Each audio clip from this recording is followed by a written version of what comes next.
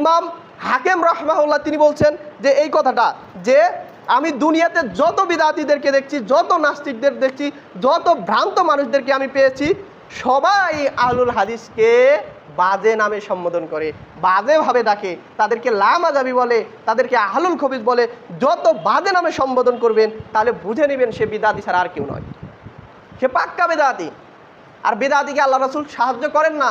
হাউজে কাউসারে পানি খাইতে যাবে, আল্লাহ রাসূল দিবেন না, দূর দূর করে তাড়িয়ে দিবেন। বেদাতিদেরকে নফল সুন্নাত কোনো আমলই আল্লাহ তাআলা কবুল করেন না, তাদের আমল ধুলিস্বাদ হয়। সূরা মুহাম্মদ আয়াত 33-এ আল্লাহ সুবহানাহু ওয়া তাআলা বলেছে, ইয়া আইয়ুহাল্লাযিনা আতিউল্লাহ ওয়া আতুর রাসূল, তোমরা আল্লাহর অনুসরণ করো আর মুহাম্মদ সাল্লাল্লাহু আলাইহি ওয়াসাল্লামের অনুসরণ করো। ওয়ালা তুফসিলু আমালাকুম, তোমাদের আমল নষ্ট করিও না। আল্লাহ মানতে যায় যদি শিরক করেন, ওয়ালা তুফসিলু আমালাকুম, আপনার আমল নষ্ট করে দেওয়া হবে। আর রাসূল সাল্লাল্লাহু আলাইহি ওয়াসাল্লামকে মানতে যায় যদি বিদআত করেন, ওয়ালা তুফসিলু আমালাকুম, আপনার আমল ধূলিসাৎ করা হবে। আর বিদাতীদের চিহ্নই হচ্ছে আহলে হাদিসকে গালমন্দ করা, এই বিদাতীদের চিহ্নই হচ্ছে আহলুল হাদিসকে নিয়ে টিটকারি করা।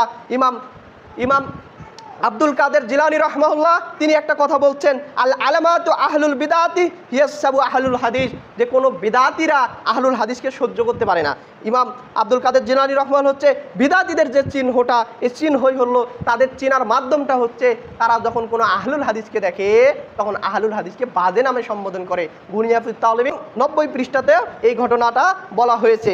অর্থাৎ যে আহলুল হাদিসরাই হচ্ছে নাজাতপ্রাপ্ত দল, এবং কোরআন এবং হাদিসের মানদণ্ডে যে দলটি পড়বে তারাই হচ্ছে আহলুল হাদিস, তারাই হচ্ছে আহলুল সুন্নাহ ওয়াল জামাতের অন্তর্ভুক্ত, তারাই হচ্ছে হক পথের পথিক। অতএব আমরা যে নিজেকে আহলুল হাদিস দাবি করি এবং তদ অনুযায়ী কোরআন সুন্নাহ থেকে আমরা আমল করি, আমরা ভুল পথে নয়। আমাদের নেতা মুহাম্মদ সাল্লাল্লাহু আলাইহি সাল্লাম, আমাদের নেতা অন্য কেউ নয়। আমরা কিয়ামতের দিন আমাদের নেতার সাথে উঠব এবং মুহাম্মদ সাল্লাল্লাহু আলাইহি সাল্লামের অনুসরণ করার কারণে আমরা তার সাথে তার কাছাকাছি থাকব।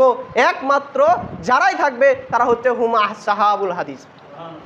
তাহলে আমরা, মানুষ যদি আমাদেরকে নিয়ে টিটকারি ফাজলামো যত কিছুই বলুক, আপনি ওখান থেকে চলে আসবেন আর আল্লাহ শুকরিয়া আদায় করবেন যে আপনি আহলুল হাদিস হতে পেরেছেন। সুবহানাল্লাহ।